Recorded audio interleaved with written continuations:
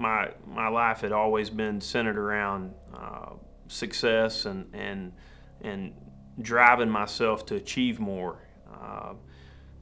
Didn't finish college. Just was really just intrigued by getting into the car business and making money fast.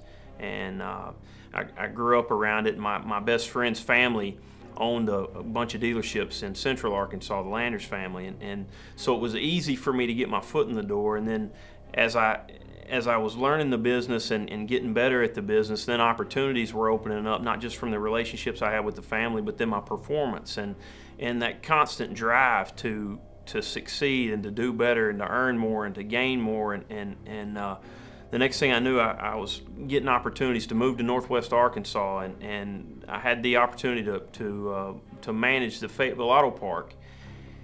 And with that responsibility and opportunity, it opened up a lot of relationships. People coming into my life that I was able to meet, thinking that I was meeting them and getting the relationship with them because of my achievements and because of my position, where all along God had the steering wheel and He was steering me to these people without me knowing. I was definitely one of those guys that was pounding my chest for my accomplishments and the things that I was doing, and I was earning this and I was gaining this relationship and I knew this person. And in 2002 I was married and working at the auto park, married, making a good living, had a job that I never thought I could have at 26 years old. In 2003 I had my first son. Moving right along and things were going good, always giving myself all the credit and thinking, boy, I'm really good at this stuff, really good at the car business, really good at the business world, really good at leading people. Had 270 employees, and you know, at 30 years old, call it, with 270 employees, you've got a responsibility that it's an unbelievable responsibility, and it was something that I took for granted. It was something I gave myself credit for. Then in 2008, I was presented an opportunity to buy a dealership in Bentonville. And so my partner and I did that and bought the dealership, and again, pounding myself on the chest thinking, boy, this is big time for me to do this. This is such a great opportunity that I've put myself in front of. Then in 2009, it all came crashing down. General Motors filed bankruptcy.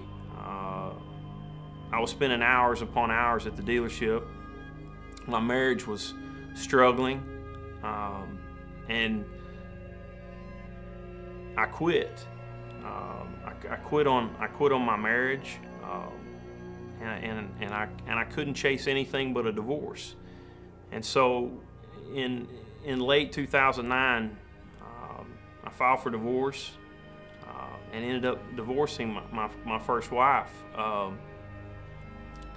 And all along, I had relationships, Barry Lunny and Ken Hatfield, that I'd always taken for granted. Just, you know, guys that I thought I had made friends with because of my accomplishments. And now, as I'm going through this divorce, these guys are all over me. They're making themselves available for me during times where it wasn't convenient for them. I mean, Coach Lunny's with me every day during football season, and Ken Hatfield comes and takes me to lunch, and I'm thinking, why is this guy taking me to lunch? And you know, all this at the busiest time of the year for them, and you know, God started just working on me, and every day I'm getting this tug of you know, there's more out there. There's more than just, you know, selling cars, and there's more than success.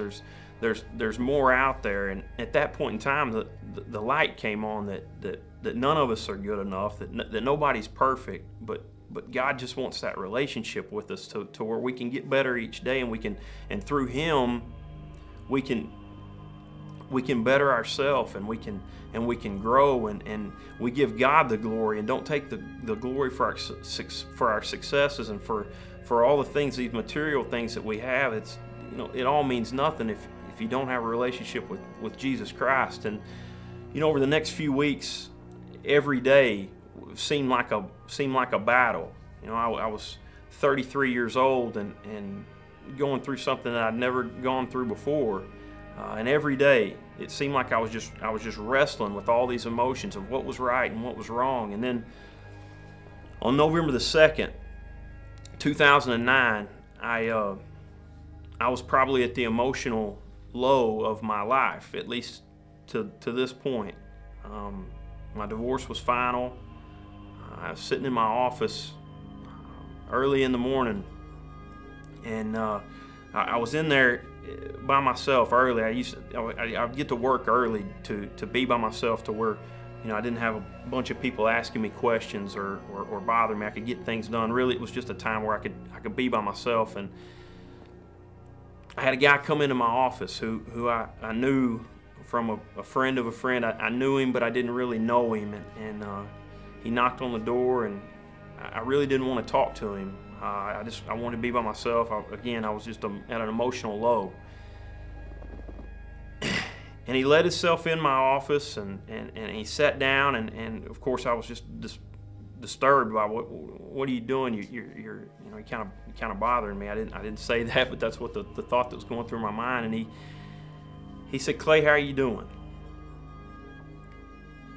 And normally, being a car salesman, I had a canned answer of, "Man, I'm doing great.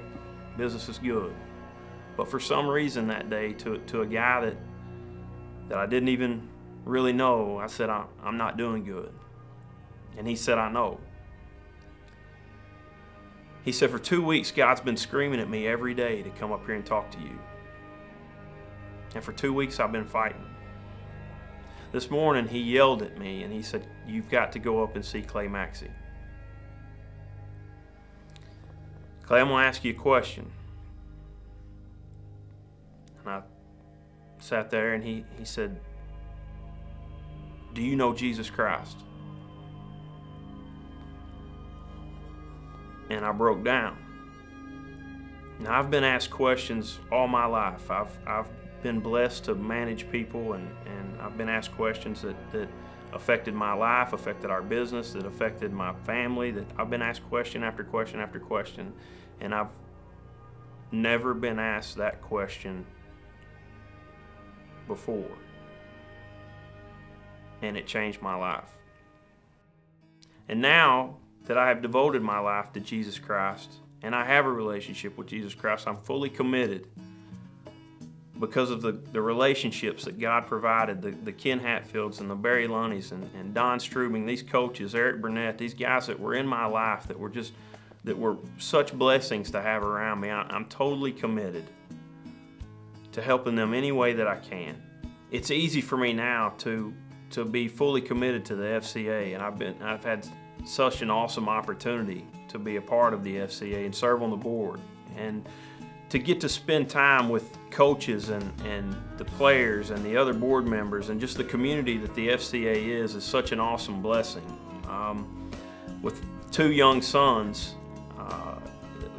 there's a lot to think about, especially all the stuff that's been going on lately with these coaches and some of the things that are not the good kind of press. You know, it's such a neat thing to see these coaches that we're blessed with in Northwest Arkansas, and these are the guys that I want to invest in, that I want to spend time with, to where my boys have the opportunity to be around such great coaches, such great leaders, and such an awesome community of people in the FCA. God put these guys in my life. They impacted my life unbelievably. They were in my life at a time where I took them for granted. They were in my life at a time that it wasn't convenient for them.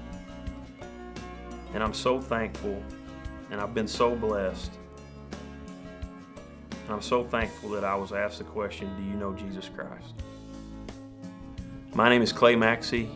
I have a coach. His name is Jesus.